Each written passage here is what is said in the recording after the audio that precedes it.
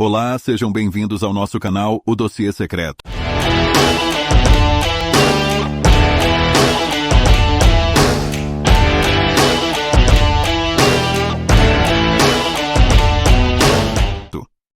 Hoje vamos falar sobre a verdade obscura por trás do blues.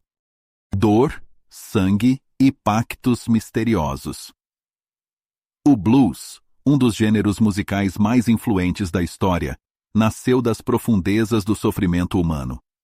Surgido no final do século XIX, no sul dos Estados Unidos, o blues era a voz dos escravizados e descendentes de africanos que trabalhavam sob condições brutais nas plantações de algodão. Mas, por trás das melodias melancólicas e letras carregadas de emoção, existe um lado obscuro dessa história, envolvendo dor, opressão, misticismo e até lendas de pactos demoníacos. O blues nasceu das work songs e spirituals dos afro-americanos que viviam sob a segregação racial extrema nos Estados Unidos da América. A música era muitas vezes a única forma de expressão para aqueles que eram tratados como cidadãos de segunda classe. Muitos dos primeiros músicos de blues eram trabalhadores rurais e ferroviários, submetidos a jornadas desumanas e salários miseráveis. Diferente da música gospel, que falava de salvação e esperança, o blues frequentemente lidava com temas como traição, abandono, pobreza e a dureza da vida. Igrejas cristãs condenavam o blues, chamando-o de música do diabo, pois acreditavam que afastava as pessoas da fé e levava à perdição. A própria palavra blues vem da expressão having the blue devils, que significava estar deprimido, atormentado ou assombrado. Os músicos de blues eram constantemente explorados pela indústria musical.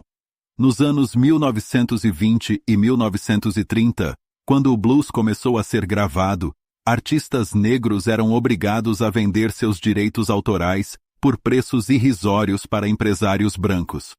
Robert Johnson morreu pobre, apesar de sua influência gigantesca no blues e no rock. Outros, como Lead Belly e Charlie Patton, também viveram e morreram na miséria. Gravadoras separavam a música feita por negros, lançando-a em selos especiais chamados Race Records, impedindo que atingissem um público mais amplo. Segregação e violência.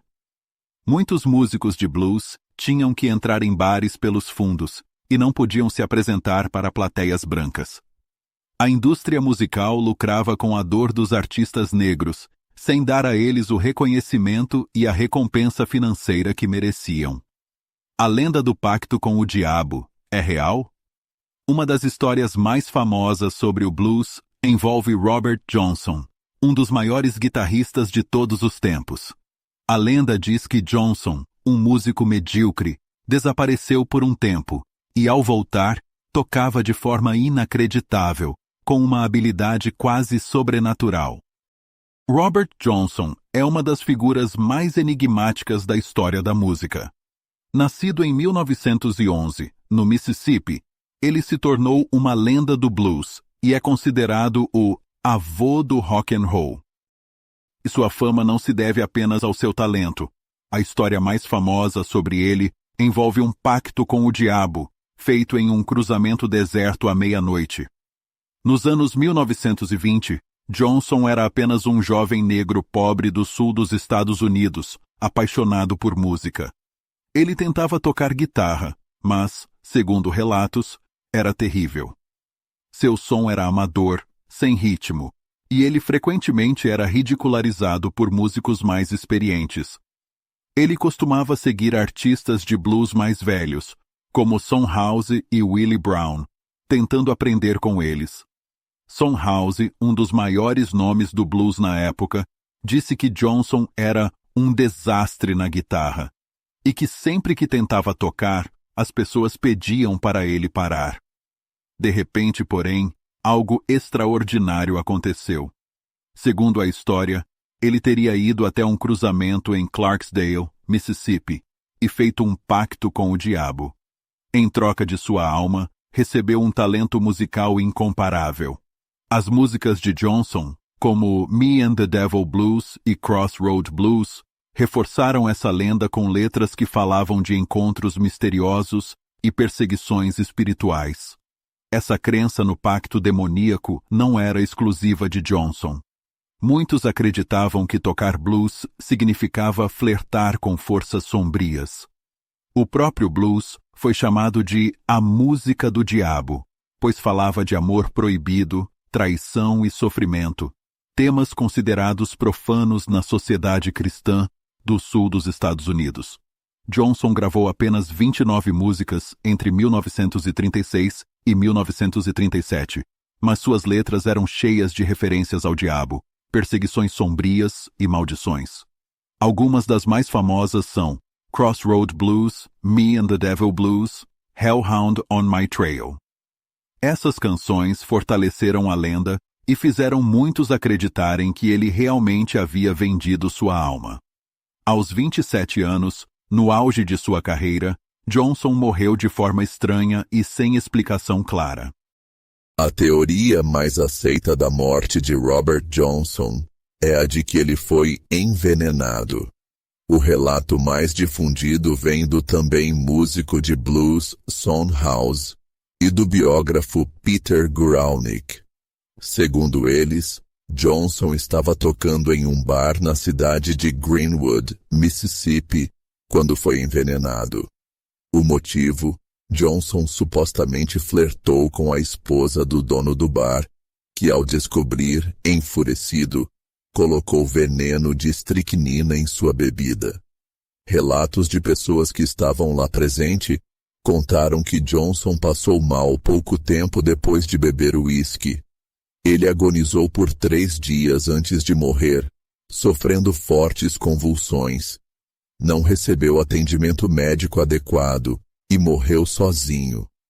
Algo também curioso é que, em uma das versões dessa história, um amigo tentou impedir Johnson de beber o uísque adulterado, mas ele respondeu algo como: "Nunca rejeito uma garrafa aberta." E isso teria sido o fim dele. Outra versão para sua morte teria sido por sífilis ou pneumonia. Esse relato veio de testemunhas que afirmam que Johnson já estava doente antes do suposto envenenamento. Alguns médicos analisaram sua morte anos depois e sugeriram que ele pode ter morrido de sífilis não tratada ou pneumonia. Na época, muitos afro-americanos pobres não tinham acesso a cuidados médicos, e a sífilis era uma doença comum entre músicos itinerantes. O certificado de óbito de Johnson, encontrado décadas depois, não menciona a causa da morte.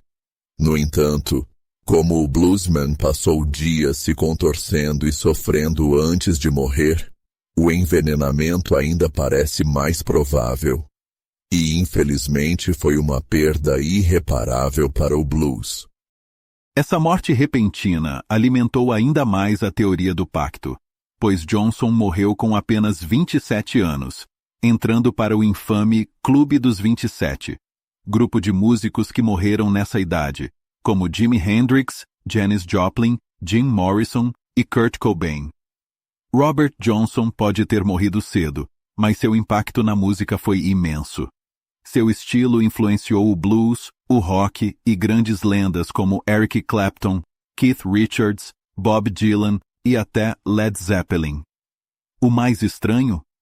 Muitos desses músicos que foram influenciados por Johnson também tiveram vidas trágicas e misteriosas, levando alguns a acreditar que seu pacto ainda ecoa na música até hoje. Se ele realmente vendeu sua alma ou apenas praticou obsessivamente tocar sua guitarra e escreveu as letras de suas músicas, contando algo real ou apenas como marketing, ninguém sabe ao certo. Mas uma coisa é fato.